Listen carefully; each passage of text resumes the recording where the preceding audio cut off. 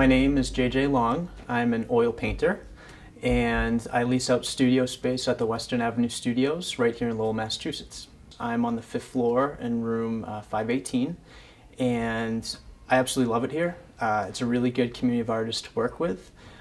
You can't help but be inspired when you walk up and down the hallways, and there's always something new to look forward to, new artists coming in. Open studios gives you a chance to see all your peers and see all the other artists and colleagues that you work with on a daily basis. I do oil paintings depicted in the style of realism. Recently I started painting very surreal with my subject matter, and I think I'm going to continue going that route. But right now I do a lot of traditional paintings, do a lot of boat scenes, still lives, landscapes, figure studies, and we'll see where it evolves. I've always been interested in art at a very young age. I've always drawn. I've used colored pencils and charcoal, but it wasn't really until college that I learned how to paint. But I've always took art classes in elementary school, middle school, and in high school, but not until college that's when I really started to hone in on my creativity that way. I studied up at the University of New Hampshire in Durham, New Hampshire, and I went there for 4 years, so I got a Bachelor of Arts in oil painting.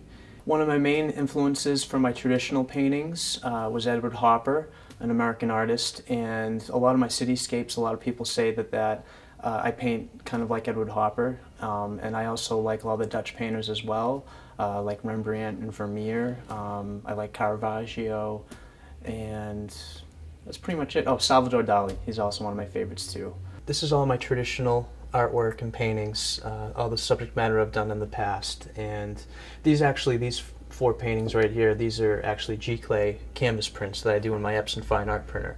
And when I make G-clays, it's just a more affordable way for people to buy art. I graduated from the University of New Hampshire in 2003, and then I did a couple of odds and ends jobs for a couple of years after graduating, and then I think I was at Charette in Woburn, which is an old art retail store that's closed down since then, and I worked there for about 2 or 3 years, and I was just unhappy, and I realized I really wanted to give my painting career the attention it deserved, and since then I've been self-employed since 2005, and I'm just making my living selling my paintings at gallery shows and art festivals, coffee shops. I do a lot of commission work for clients, and it's been going good. I chose oil painting. It wasn't my first area of interest when it came to art. One of my professors up at UNH convinced me, at the end of my sophomore year, he convinced me to push my oil painting career. And I asked him, I said, can I make a living off of painting? And he said, it depends how hard you apply yourself. And I still use that rule of thumb to this day. And my subject matter encompasses pretty much everything right now. I don't like to limit myself just to like landscapes or boat scenes or still lifes. I kind of like to do everything because I feel like that's the only way I'm really going to progress as an artist. And my style, my technique is I paint very thinly with oils. My paintings aren't very brushstrokey. I don't really use a lot of palette knife or anything like that.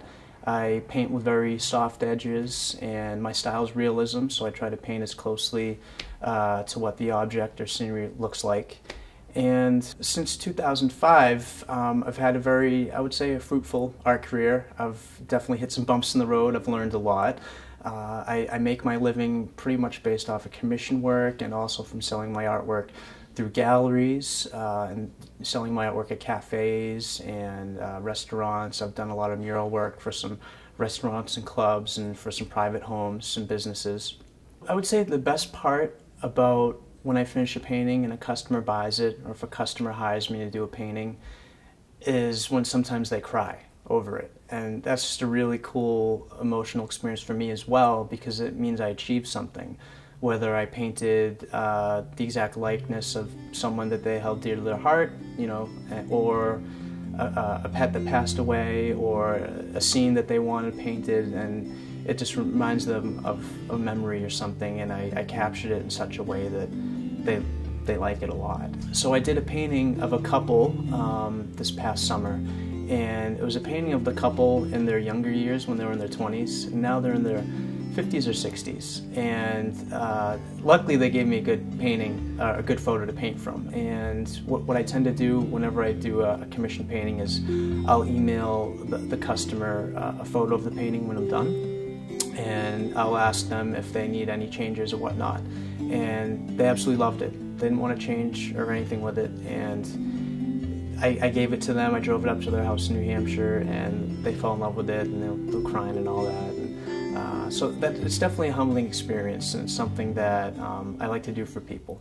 So another way that I make my living as an artist is that I make prints of all of my artwork. I do a lot of 11 by 14 matted and signed prints. I do note cards, I make calendars, I do coasters, I have mugs, I have a lot of different giclée items that I sell. And I actually sell all these at the galleries I sell out of. And I also do sell all these items at the art shows that I sell out of as well. And I sell them at open studios too. And I also sell all these products online as well. So once I've made all these items, I spend a long time trying to put them out into the real world so people can find me and purchase these things so I can make a living. This is my new 2013 calendar. Really excited about this. Unfortunately, they're not a hot seller just yet because I feel like people think the world's going to end on December 21st. But hopefully December 22nd, people start buying a bunch of these. So we will see. But this is really cool. This is basically a collection of a dozen of my paintings, and they all include some of my surreal work from the Emergent series and also some of my more traditional work, like some Lowell scenes and whatnot. The other reason why I make all of these prints of my paintings is because I'm very realistic nowadays, especially in today's economy, and I know not everyone can afford an original painting. So I tend to make these prints for people, and they reproduce really well, and people like them, and they can still hang something on their wall for an affordable price. Another way that the public can help us artists out is, well, obviously to buy artwork so we can survive, but also to be more conscious about art can be just as good at, we can think of it as a gift-giving item. So rather than going to Best Buy or Walmart and buying a CD or a TV and giving that to someone as a gift, how about an original painting? Or, a print, something that's affordable that people can buy. So if people are a little more conscious about the impact that artists have on the community and about what we all have to offer, I think that would help us out in the long run too. As an artist in Lowell, I do contribute to the community through different shows I do, and we do open studios the first Saturday of every month right here at Western Avenue, and my door is always open on that Saturday from 12 to 5, so the public is encouraged to come into my studio space and check out my newest work and to watch me work and paint. And I also offer refreshments and wine and cheese and crackers and all that. I'm also a member at the Whistler House Museum of Art on Worthen Street. Also, I have an exhibit next April 2013 at Brood Awakening, and that should be a lot of fun too. The deer, that's actually part of a series that I called Emergence that I did back in May. It was actually a dual show that I did with my friend David Crane, who's a wood sculptor at Western Avenue. His artwork is woodworking, so I wanted to incorporate wood somehow into my paintings, and what I did was I created these forms and creatures kind of evolving from the bark of trees and from the roots of the ground and kind of morphing into their own original forms. I had a woman kind of sprouting out from the bark of a tree, and what's really cool about this one was that I made her spine look like little buds blooming, and it blooms up to a flower near her in her hairline. And this was a lot of fun. This bridge was based off of a picture I took, and I tend to do that a lot with my artwork. I'll incorporate imaginative things into a real world setting. Being an artist, you face many challenges on a daily basis. One for me is not always getting the chance to paint. There's a lot of other things that come with the business of owning your own art business, and a lot of it is promoting, marketing, updating your website, shooting off email blasts, all that stuff. And another big one is never knowing when money is coming in. and that's that's pretty much I would say the big one. And you can spend 40, 50 hours in a painting, but if no one buys it, then that's 40, 50 hours worth of work that you're not going to be recouped for right away. And you need to somehow find a way to, you know, consistently make a paycheck. And supplies are also very, very expensive. The cost of canvas, paint materials, cost of framing. Frames are very expensive. You know, brushes, paint, everything. Supplies, also the marketing materials too. It does cost money to have an email newsletter. It does cost money to build your website and to host your website. All those things. It costs money to rent the studio space. There's a lot of expenses that come along with being an artist.